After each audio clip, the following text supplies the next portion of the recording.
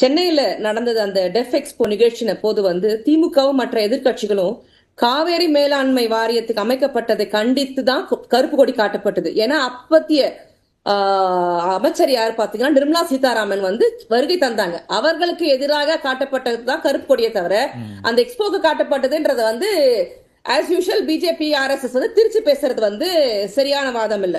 கரெக்டா 2018 அமைக்கணும்னு சொல்லி அதுக்காக காட்டப்பட்டது. அப்போ நிர்மலா சீதாராமன் மேடம் அந்த பொசிஷன்ல இருக்கிறாங்க. அவங்களுக்காக காட்டப்பட்ட கருப்பு கொடி. சரிங்களா?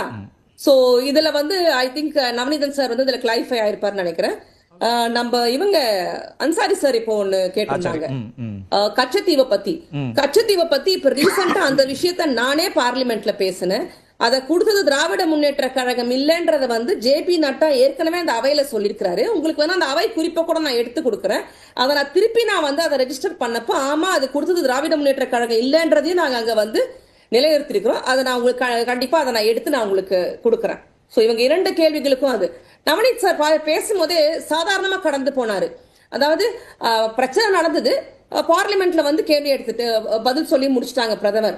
பிரச்சனை நடந்து 120 நாட்களுக்கும் மேலாக வாயை அமைதியாக மூடிக்கொண்டிருந்து விட்டு பார்லிமெண்ட் ஆரம்பிச்ச உடனே இன்னைக்கு 3 பேரை கொண்டு விட்டோம், நாங்க சாதித்து விட்டோம்னு அமிர்தா மார்த்தட்டி பேசுவது அது ஒரு தவறான ஒரு செயல்.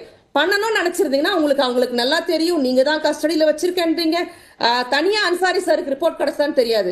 கஸ்டடியில வச்சிருந்தாங்க, அவங்கள மானிட்டர் பண்ணாங்க, அவங்கள டெஸ்ட் பண்ணாங்க, DNA பண்ணாங்க. இவ்வளவு சொல்லக்கூடியவர் 120 நாட்களா என்ன பண்ணிட்டு இருந்தாங்க? அந்த இடத்துல பிடிச்சவங்க அங்கேயே அவங்களை எக்ஸிக்யூட் பண்ணி முடிச்சிருக்கலாமே.